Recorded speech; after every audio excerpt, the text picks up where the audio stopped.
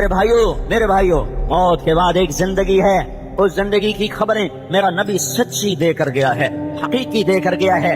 جو اللہ کو راضی کرے گا وہ کامیاب, جو اللہ کو ناراض کرے گا وہ ناکام. میری آپ کی ساری دنیا کے انسانوں کی زندگی کی منزل وہ اللہ ہے, مقصود وہ اللہ ہے, معبود وہ اللہ ہے, مسعود وہ اللہ ہے. جس کو راضی کرنا ہے وہ اللہ ہے, جسے منانا ہے وہ اللہ ہے, جس کی نظر کو دیکھ کے چلنا ہے وہ اللہ ہے, جس کے آگے جھکنا ہے وہ اللہ ہے, جس کے آگے ہاتھ اٹھا کر مانگنا ہے وہ اللہ ہے, جس کے آگے آہوزاریاں کرنی ہے وہ اللہ ہے, جس کے آگے تڑپنا ہے وہ اللہ ہے, جسے اپنا فخر دکھانا ہے وہ اللہ ہے, جسے ضرورتیں بتانی ہیں وہ اللہ ہے, جس سے مرادیں مانگنی ہیں وہ اللہ ہے, جس سے عزت مانگنی ہے وہ اللہ ہے, جس سے رزق مانگنا ہے وہ اللہ ہے, جس سے شفا مانگنی ہے وہ اللہ ہے, جس سے بلندیاں مانگنی ہے وہ اللہ ہے, جس سے دنیا اور آخرت مانگنی ہے وہ اللہ ہے. اس وقت اللہ کے رسول کا بتایا ہوا اور اللہ کا بتایا ہوا ایک حکم ہماری طرف متوجہ ہے, اور وہ الصوم ہے, اور وہ روزہ ہے. میرے اللہ کو نہ ہمارے سجدوں کی پرواہ, نہ ہمارے بھوک اور پیاس کی پرواہ, پر اس کائنات کا قانون ہے کسی چیز کو پانے کے لیے جان مال کو کھپانا پڑتا ہے, کسی چیز کو پانے کے لیے بھوکا بھی رہنا پڑتا ہے, پیاسا بھی رہنا پڑتا ہے, تھکنا بھی پڑتا ہے. تو یہی اس کائنات کا قانون ہے. اللہ کی طلب میں اللہ کو پانے کے لیے جان بھی اللہ نے مانگی, مال بھی مانگا ہے, اور اپنے جذبات کو بھی مانگا ہے, احساسات کو بھی مانگا ہے, کہ قانون فطرت اور قانون کائنات یہی ہے. تو اس وقت اللہ کا ایک حکم ہماری طرف متوجہ ہے, اور اللہ تعالیٰ نے یا ایھا الذین آمنوا کے ساتھ متوجہ کیا, اور پھر ہمیں تسلی دینے کے لیے کہا کہ بے شک تمہیں بھوک پیاس لگے گی, لیکن یہ تم سے پہلوں پر بھی ایسے میں نے فرض کیا تھا.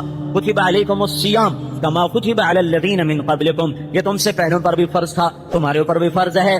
ان کا روزہ تم سے زیادہ سخت تھا, تمہارا روزہ میں نے ہلکا کر دیا ہے. تم سحری بھی کھا سکتے ہو, افطاری بھی کرو اور سحری بھی کرو. تم سے پہلے جو امت تھی وہ صرف افطاری کرتے تھے, پھر افطاری کرتے تھے 24 گھنٹے کے بعد کھانا ہوتا تھا, اور اس کے بعد رات کو نہ وہ کھا سکتے تھے, نہ پی سکتے تھے, نہ بیوی کے قریب جا سکتے تھے. اور ان کے روزے کا وقت شروع ہوتا تھا, کھانا کھایا آنکھ لگ گئی, بس اب وقت, چاہے 1 منٹ کی بھی آنکھ لگ گئی تو اگلا وقت شروع ہو گیا.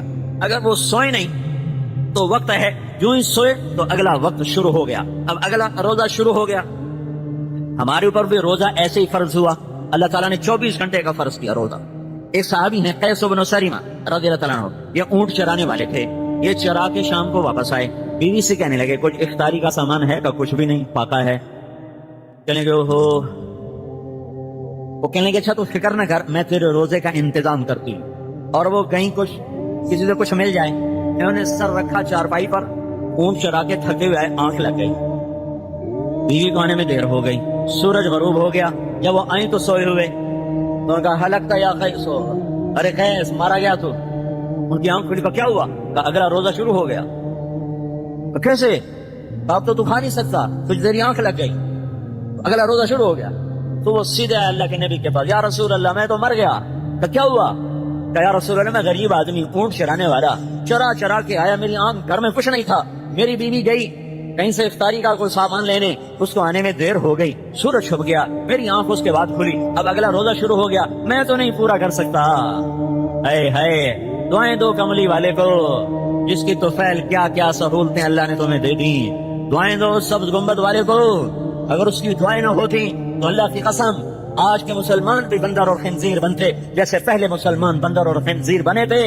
اس کے آنسوؤں نے میرے رب کی عذابوں کو روک دیا, اس کی دعاؤں نے, اس کی آہوں نے, اس کی تڑپ نے, اس کے رات کے آہوزاریاں, اور اس کے رات کے ساری رات کے جو میں الفاظ کہاں سے لاؤں, میں ان تعبیرات کہاں سے لاؤں کہ کیا کچھ کر گیا وہ امت کے لیے.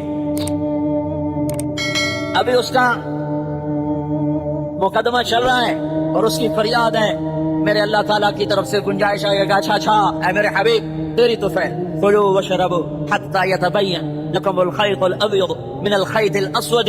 اچھا تیری امت کو چھٹی, ساری رات کھاؤ, ہاں جب ادھر صبح کی سفیدی نظر آئے تو پھر کھانا بند کر دو, ساری رات اجازت. ایک اور واقعہ ہو گیا, ایک شخص آ گئے, یا رسول اللہ میں مر گیا. کیا ہوا؟ کہ میں روزے کی حالت میں بیوی کے پاس چلا گیا. اچھا غلام آزاد کر. کہنے کا غلام کہاں سے آزاد کروں, میں تو غریب آدمی. اچھا 60 مسکینوں کو کھانا کھلا. کہاں سے کھلاؤں میں, آپ غریب. تو پھر آپ نے کہا پھر 60 روزے رکھ. وہ کہنے لگا ایک روزے ہے چانچاڑ ہے 60 روزے کی کر سا کہ ایک روزے میں تو یہ کر دکھایا 60 روزوں میں کیا کروں گا. تو آپ بھی ہنسنے لگے کہ اچھا تو بیٹھ تیرا انتظام کرتا ہوں. وہ بیٹھ گیا. کچھ دیر گزری ایک انصاری صحابی آئے ٹوکرا کھجور کا سر پہ کہ یا رسول اللہ یہ صدقے کی کھجوریں ہیں تقسیم فرما دیں. تو آپ نے کہا او بھائی کدھر ہو؟ کہا جی بیٹھا ہوں.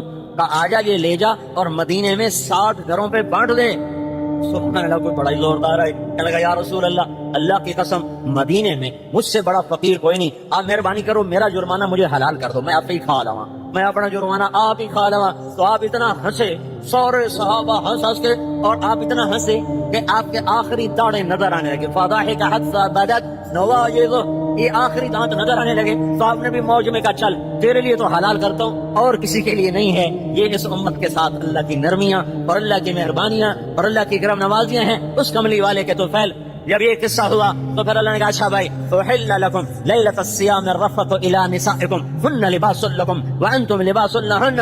چلو بھائی روٹی بھی حلال بیوی بھی حلال پانی بھی حلال. اب رات کو ایسا ہے جیسے رمضان نہیں لیکن برکات ساری موجود رحمتیں ساری موجود اور مغفرت ساری موجود عنایات ساری موجود لیکن رات پوری چھٹی کھاؤ پیو بیویوں کے ساتھ پاس بیٹھو بیویوں کے پاس جاؤ تمہیں اجازت. ہاں جب ادھر سے سورج نکلے پھر ختم. ہاں اگر اعتکاف بیٹھنا ہے ولا تباشروہن وانتم عاکفون فی المساجد. ہاں اعتکاف کی حالت میں مسجد کے پابند رہو اس میں گھر مت جاؤ. صرف اب یہ پابندی صرف اعتکاف والے کے لیے ہے اور کسی کے لیے نہیں ہے. یہ اس کملی والے کے طفیل ہوا ہے یہ اس کی دعاؤں کے صدقے ہوا ہے اور اس کے آنسوؤں کے صدقے ہوا ہے. شکر کرو کہ ہم محمد مصطفیٰ کی امت میں پیدا ہو گئے. اس مالک نے کرم کیا سانو کڑے سرخاب دے پر لگے ہوئے ہیں. اس نے کرم کیا اس نے ہمیں اپنے محبوب کا امتی بنا دیا. آئے واہ یا رسول اللہ کمال. من مقام محمود ممبر آ گیا پچھ گیا.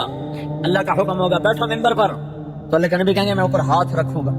ممبر پہ سے ہاتھ رکھ. مجھے یہ خطرہ لگے گا کہ اگر میں ممبر پر بیٹھا تو یہ کہیں مجھے لے کے جنت میں نہ چلا جائے اور میری امت اکیلی نہ رہ جائے. تو میں ممبر پہ نہیں میں اس طرح سے ہاتھ رکھوں گا کہ اللہ تیری بھی من لئی ہے اپنی امت نے نہیں چلنا. ہاں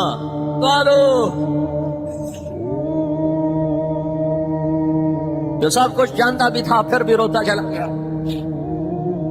تمہارا کیا حال ہوگا جب تم یہ کرو گے بھری پڑی ہیں حدیثیں. اب پھر کہا اللہ میری امت یا اللہ میری امت یا اللہ میری امت. جہنم کی چیخ پر سارے نبی منہ کے بل گریں گے اور آدم سے لے کر عیسیٰ علیہ السلام تک ہر نبی کہے گا یا اللہ نفسی نفسی یا اللہ میری جان بچا. اور سنو 5 بڑے نبی ہیں 5 جن میں 5 میں ہمارے نبی اور نوح اور ابراہیم اور موسیٰ اور عیسیٰ علیہ السلام.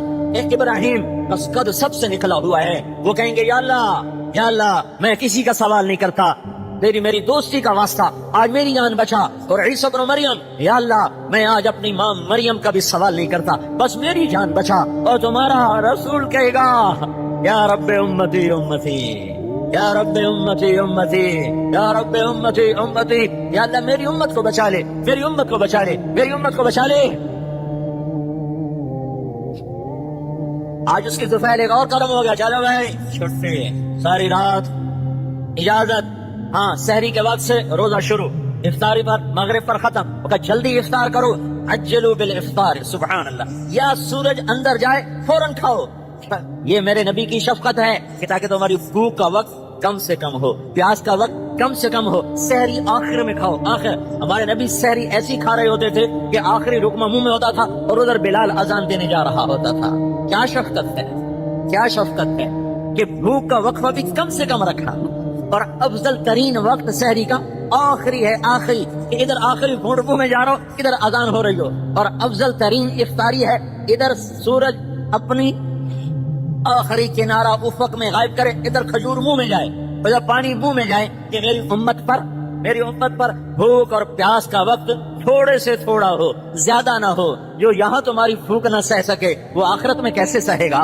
تو جو ہمارے اتنا خیال کرے تو ہم پر بھی تو لازم ہے کہ ہم اس کا خیال کریں. عجلوا بالافطار. افطاری جلدی کرو اور سحری میں تاخیر کرو. ہائے رمضان کا مہینہ ہے، سحری کھائی جا رہی. کون کھا رہے ہیں؟ حضرت محمد صلی اللہ علیہ وسلم اور عرباض بن ساریہ اور علی بن ابی طالب، 3 آدمی اکٹھے سحری کھا رہے ہیں. بکرے کی سری پکی ہوئی ہے، بکرے کی سری. تو بلال آتے ہیں، یا رسول اللہ میں جا رہا ہوں اذان دینے، سحری کا وقت ختم ہو گیا. یعنی سپیکر والے صرف آ جانتے ہاتھ پر 5 منٹ بعد، روزے دارو اللہ نبی کے پیارو جنت کے حقدارو، جنت کا ٹھیکہ ہونا ہی دے چڑھیا ہے. روزے آئے نہیں تو جنت کے حقدار پہلے بڑے بیٹھے. سارا اللہ نے سر تے چاہیا ہوتا ہے. اور بھائی ایک دفعہ بتا دو کافی ہے، کیوں شروع ہوندے کیوں نہ کسم کھاون دے نہ پیمن دے. تو یا رسول اللہ سحری کا وقت ختم ہو گیا ہے، میں اذان دینے جا رہا ہوں. آپ نے کچھ نہیں کہا، کھاتے رہے.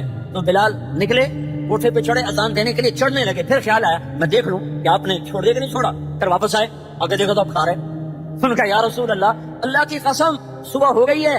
آپ نے ایک دم ایسے ہاتھ پیچھے ہٹا لیا، کت تیرا بھلا ہو جائے. ارے ابھی صبح نہیں ہوئی تھی. آپ وہ تو اندر بیٹھے بتا رہے ہیں، ارے ابھی صبح نہیں ہوئی تھی، تیری قسم جھوٹی نہ پڑ جائے، اس لیے اللہ نے صبح کو تیری قسم کی وجہ سے پہلے آج نکال دیا ہے، تیری قسم کو جھوٹ سے بچانے کے لیے. جو ابھی صبح نہیں ہوئی تھی، تیری قسم کو سچا کرنے کے لیے اللہ نے اسے پہلے کھینچ دیا. اور حضرت علی نے فرمایا اگر بلال قسم نہ کھاتا تو جب تک اللہ کے نبی کھا رہے تھے سحری ہونی نہیں تھی، ویسے ہی سحری نہیں ہونی تھی. یہ رمضان کا ایک قصہ آپ کو سنا رہا ہوں. مدینے میں ایسے رمضان آتا تھا، سحری ہو رہی، افطاری ہو رہی ہے، اور اللہ کی رحمتوں کے در کھلے تاکہ میرے نبی تیری امت کے لیے 5 چیزوں کا صلہ. وہ کیا ہے؟ یہ پہلے روزہ داروں کی تکلیف زیادہ اور تیری امت کے روزے داروں کی تکلیف کم، اجر زیادہ. 5 باتیں تیری طفیل عطیہ کسی کو نہیں دی، تجھے دے رہا ہوں. تیرے چہرے کے طفیل کیا ہیں؟ وہ کیا ہیں کہ ان کے منہ کی بدبو اللہ تعالی خلوف فم الصائم اطیب عند اللہ من ریح المسک. ان کے معدے کے خالی ہونے سے تو اندر سے بدبودار ہوا نکلے گی، وہ مجھے مشک سے زیادہ پسندیدہ ہوگی،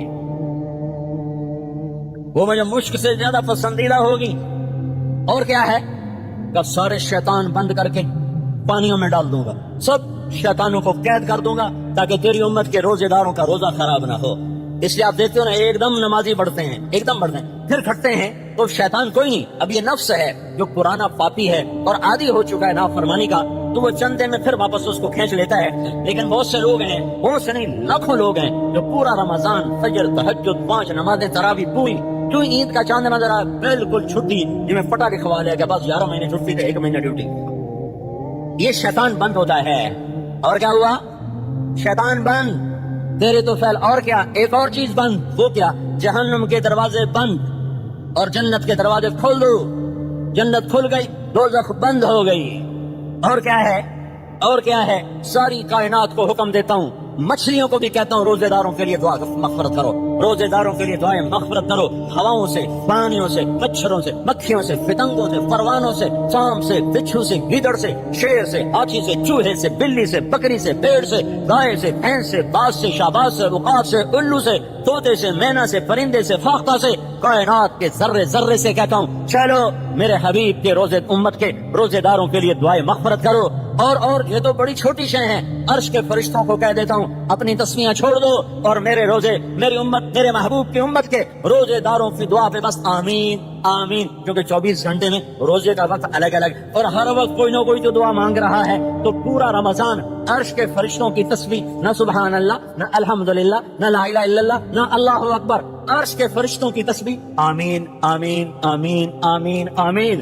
30 دن آمین آمین سبحان اللہ. کیا امت، کیا رسول، کیا شریعت، کیا عمل ملا کہ عرش کے فرشتوں کو کہا جا رہا ہے کہو آمین، کہو آمین، کہو آمین، کہو آمین. ٹوٹ کے مانگو، تڑپ کے مانگو. رمضان کی دعائیں سیدھی عرش کو جا رہی ہیں. اور کیا کرتا ہوں؟ آخری رات سب کی بخشش، آخری رات سب کی مغفرت، آخری رات سب کی بخشش. روزانہ ہر رات جہنم سے 10 لاکھ آدمیوں کو نکالا جاتا ہے اور آخری رات پورے رمضان کی مقدار کے برابر نکالا جاتا ہے. اور میرا اللہ اعلان کرتا ہے ہاں بھائی فرشتو، جو مزدور کام پورا کرے اس کے ساتھ کیا کیا جائے؟ کہا جی مزدوری دی جائے. کہا اچھا پھر میرے بندوں نے مزدوری پوری کر دی ہے. رات کو تراویح پڑھی، دن میں روزہ رکھا، میں نے ان کے سارے معاف کر دیے اور ان کے لیے جنت کا فیصلہ کر دیا. اور ایک رات عطا فرما دی شب قدر، جو 80 سال کی عبادت سے بڑھ کر وہ رات ہے. لیلۃ القدر خیر من 1000 شہر. 1000 مہینوں کی بندگی سے بڑھ کے ہے، اور اس میں سب کی بخشش کا اعلان۔ چار آدمی کی بخشش نہیں ہوگی، 4 آدمیوں کی بخشش نہیں ہوگی، 4 آدمی نہیں بخشے جائیں گے۔ میں بار بار دوہرا رہا ہوں تاکہ اونگنے والا بھی سنے میں کیا کہہ رہا ہوں۔ ماں باپ کا نافرمان، شراب پینے والا، رشتہ داروں سے تعلق توڑنے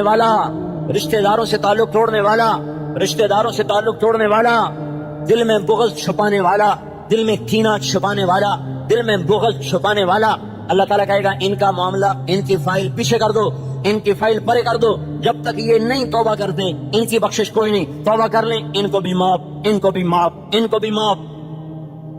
حضرت علی کا فرمان، ایک فرض روزہ چھوڑ دیا، ایک فرض روزہ جان کے چھوڑ دیا، عذر سے چھوڑے اس کا مسئلہ اور ہے، جان کے چھوڑ دیا، پھر اب اس روزے کی کمی پورا کرنے کے لیے روزے رکھنے شروع کیے۔ کتنے شروع کیے؟ جس دن پیدا ہوا اس دن سے لے کر جب تک قیامت قائم نہیں ہوتی یہ نفل روزے رکھتا گیا، روزے کے ساتھ مر گیا تو ایک فرض روزے کی کمی پوری نہیں ہو سکتی۔ ذرا سوچیے کہ اگر 2 خدا ہوتے تو پھر کیا ہوتا؟ ایک کہتا کہ سورج نکلے گا اور دوسرا کہتا کہ سورج نہیں نکلے گا۔ اگر پہلے والے گاڈ کی بات چل گئی تو دوسرے والا آل پاورفل نہیں رہے گا، اگر دوسرے والے کی بات چل گئی تو پہلے والا آل پاورفل نہیں رہے گا۔ اگر دونوں ہی ایک بات پر متفق ہو جاتے ہیں کہ سورج نکلے گا تو پھر ایک اور سوال کھڑا ہو جائے گا کہ پاور کس نے یوز کی؟ اگر صرف گاڈ 1 نے پاور یوز کی تو گاڈ 2 فالتو ہوا، اگر گاڈ 2 نے پاور یوز کی تو گاڈ 1 فالتو ہوا، یعنی انڈیویجولی وہ دونوں ہی آل پاورفل نہیں رہیں گے۔ قرآن پاک میں اللہ تعالیٰ فرماتا ہے کہ اگر آسمان اور زمین میں اللہ کے سوا دوسرے خدا ہوتے تو دونوں درہم برہم ہو جاتے، لہذا عرش کا مالک اللہ ان باتوں سے بالکل پاک ہے جو یہ لوگ بنایا کرتے ہیں۔ یہ آیت گہری عقلی دلیل ہے کہ اگر ایک سے زیادہ خدا ہوتے تو ان کے فیصلے ٹکراتے، کائنات کا نظام درہم برہم ہو جاتا۔ لیکن ہم کیا دیکھتے ہیں؟ سورج ہر روز وقت پر اگتا ہے، قانون ایک جیسا چل رہا ہے،